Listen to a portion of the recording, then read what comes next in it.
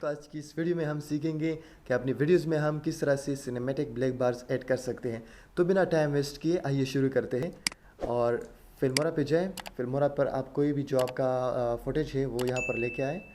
मेरे पास ये है, इसको मैं लेके आता हूँ। यहाँ पर लेके आने के बाद आपने करना ये है कि इफ़ेक्ट्स पे जाके यहाँ में और रिलेज में आपने सर्च करना है सिनेमा 21/9।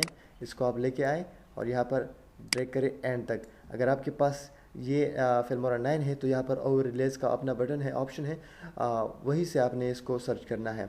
ठीक है, अब इस कर्सर को जहाँ तक आप चाहते हैं कि मेरे वीडियोस में ब्लैक बार आए तो उसको वहाँ तक ले जाए और उसको कट करें और यहाँ पर क्लिक करें। सो इसको मैंने यहाँ तक लेके आना है, चूँकि ये क्लिप बहुत छोटा है।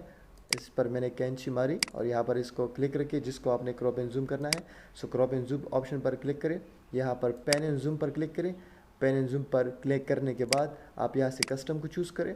कस्टम को चूज़ करने के बाद आपने यहाँ से इसको ड्रैग करना है। ये प्लस वाला जो निशान है यहाँ तक छोड़ देना है और नीचे से भी आपने इसको प्लस के एंड तक लेके जाना है। सो आप देख सकते हैं कि ये दोनों पॉइंट्स हो चुके हैं। इसके बाद आप सिंपली इसको क्लिक करें और क्लिक करने के बाद अब अगर आपकी वीडियो स्टार्ट पर चली जाए तो आप देख सकेंगे कि आपकी वीडियो जो है वो यहाँ से शुरू होगी।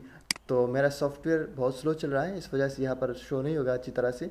तो मैंने आपकी वीडियो के स्टार्ट में ऑलरेडी दिखाया है और आई होप कि आपको ये तरीका बहुत अच्छा लगा होगा और आपने इससे कुछ ना कुछ ज़रूर सीखा होगा। सो प्लीज़ दोस्तों मेरे चैनल को ज़रूर सब्सक्राइब करें और लाइक भी करें, कमेंट भी करें ताकि मेरा मन करे और वीडियोस बनाने को। Thank you so much, have a good time.